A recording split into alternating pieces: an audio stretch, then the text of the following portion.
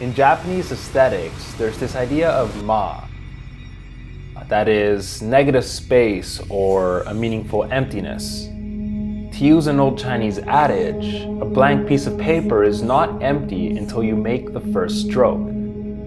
So emptiness must be defined by some unemptiness. This idea is everywhere.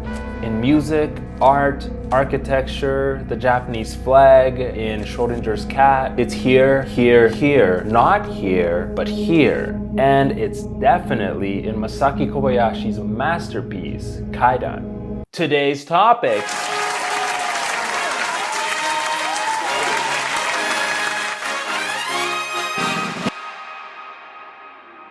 Ma is used all over the film, in its score, choreography, its colors, and perhaps most importantly, in the feeling it left me with. Only in its absence, after having finished and gone to sleep, did it visit me again in my dreams.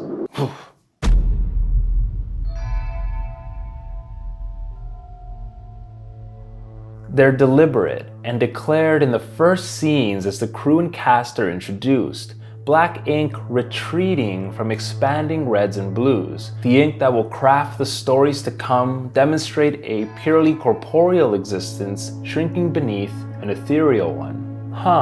Shrinking creates emptiness and expanding requires it. The movie makes no attempt to feel believable. It's all very clear. This is a ghost story. It paints the mundane aspects of the film in muted tones and anything supernatural in bright reds and blues, ultimately mixing together to create, honestly, one of the most beautiful movies I've ever seen. It was these colors that made me want to watch the movie in the first place. Because of this, it's never a surprise when the ghost will appear, and I think that's part of its appeal. It gives a certain foreboding. Alright, so these reds, they always kind of mark the appearance of a ghost or something otherworldly. The red kimono and black hair, the red flag in The Woman in the Snow, the red accents of the Taira clan. In the finale, the ghost is poured from a red ladle. It's this contrast of tone from muted to vibrant that allows this color scheme to really take hold of us. It's Ma in action. The music was done by Toru Takemitsu, one of the most passionate and obsessed composers you're likely to listen to. He would spend hours examining not just the songs in the film, but every single sound. I'm talking footsteps here. And he and Kobayashi seem to mesh really well in terms of a creative vision.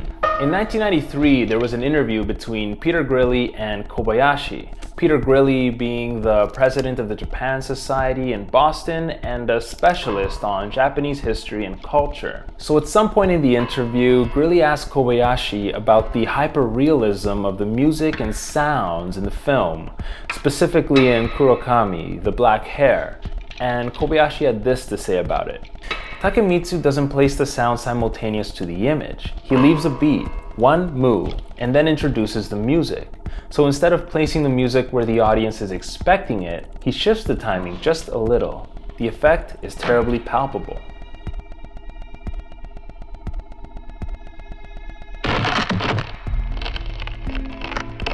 He goes on to say that he's not entirely sure of the effect this has on the audience, only that the audience is certainly caught off guard.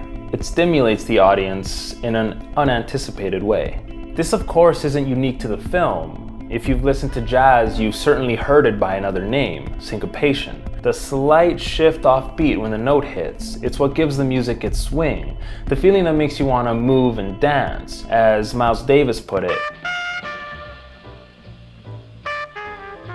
here in Kaidan, the effect of those same syncopated beats take us in a completely different direction. And I think that is really interesting. I'll leave you with a quote pertaining to No Theater, which this movie is heavily influenced by, and pardon the pronunciation.